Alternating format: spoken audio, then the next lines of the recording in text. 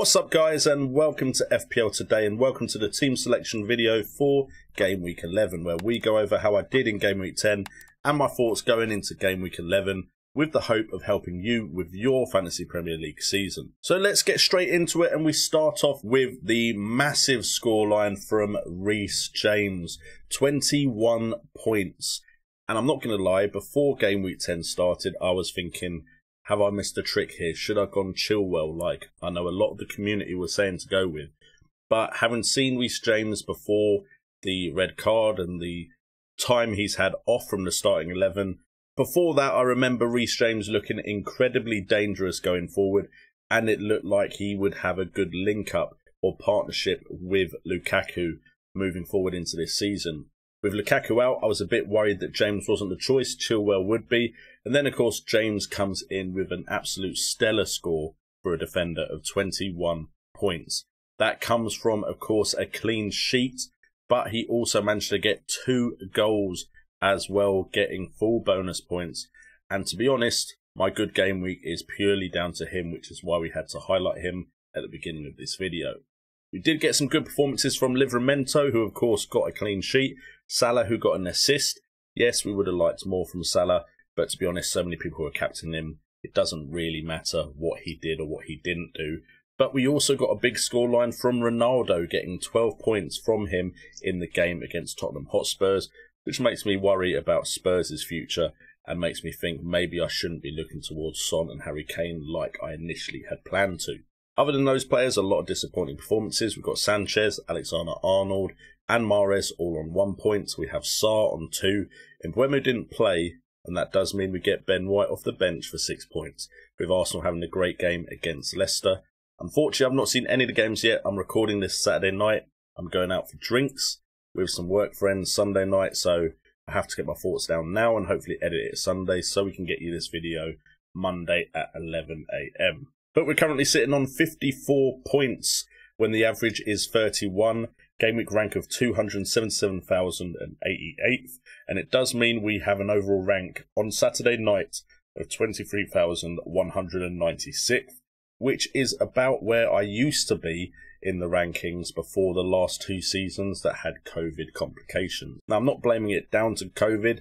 I actually believe the issue I had is with COVID, I had more time to micromanage my team and overmanage, and I think I made too many decisions too quickly or overthought things and talked myself into decisions I wouldn't normally make. And now I have less time because I don't have any time off of work and just the kids are taking up more of my time. As you probably noticed on the channel, less videos than I usually do during the FPL season. I'm actually getting what is similar to the ranks I used to get back in the day before the whole COVID affected season. So I'm quite happy with my rank right now, and I'm hoping this could be the first time I break into that top 10k at the end of the season. But enough talk about me, let's talk about Game Week 11 and what we could potentially do moving into that game week.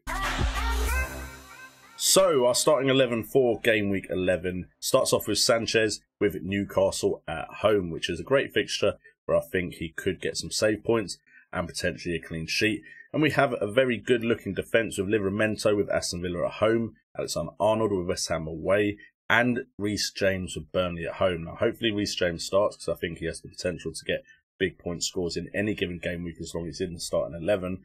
And of course Trent Alexander-Arnold could always pop up with a very good score.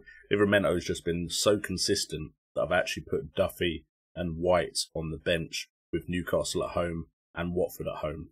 Now depending what I do, depending on injury news, I'm quite happy to play Duffy and White anyway, so that is a good place to be with all 5 of my defenders having fixtures I think they can get points in.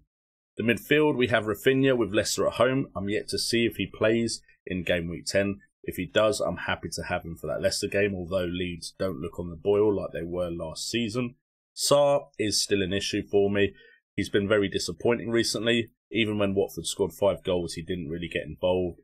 And I think Sarr is a transfer out waiting to happen. And Mbeumo, we're waiting to see the news on him. Although, if he is going to play against Norwich, then I want to keep him in for at least that fixture. Mahrez, I gave him 3 game weeks. He got me 6 points and then your bog standard returns. So, to be honest, Mahrez is definitely a possibility to leave the team.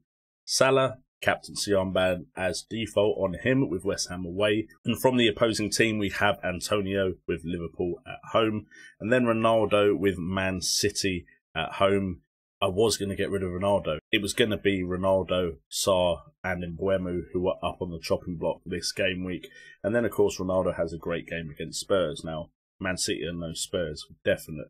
But Ronaldo seems to do well in the big games, minus that Liverpool fixture. And Ronaldo is Ronaldo, so he could always pop up with a goal. If he wasn't offside in the Liverpool game, he might have had a goal in that one too. So I'm in an R-in about Ronaldo, which isn't great because a lot of my moves were reliant on Ronaldo money being downgraded to someone else. So what are we going to do going into Game Week 11? Now, we spoke last week about bringing in Luiz so we could potentially go to a 3-4-3. That could still happen now because we have 2 transfers because I didn't make a transfer last game week. We could get out Sarr, maybe bring in Luiz, and then we'll have a bit of money to maybe upgrade Obafemi to a striker of our choosing.